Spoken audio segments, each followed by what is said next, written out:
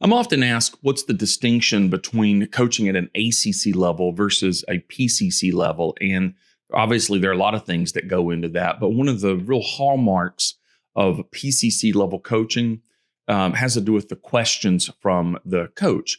And so I think at an ACC level, a lot of times the coach thinks, my question brings out a great response from the client. And so how would I know if my question is great? It's the response from the client. And sometimes that's true, and that's okay.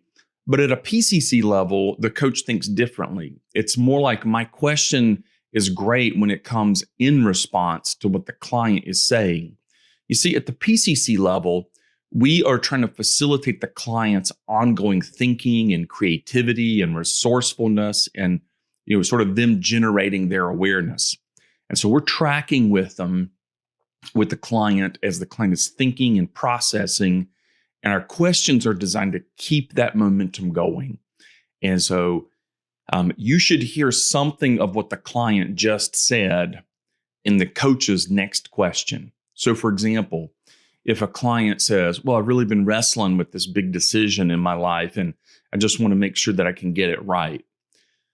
The coach might ask, wow, what makes this a big decision? That's in response to, what the client described as big. Or the coach might say, oh, getting it right. What would that mean?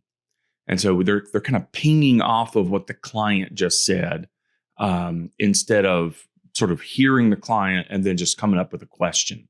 So hopefully that's going to help you be a better question asker, whether you're an ACC level coach or a PCC or a master level coach.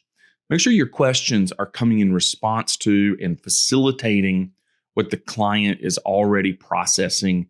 Get them to deepen their thinking, not necessarily go somewhere brand new. See you next time. Be sure and subscribe so you don't miss any of our great content.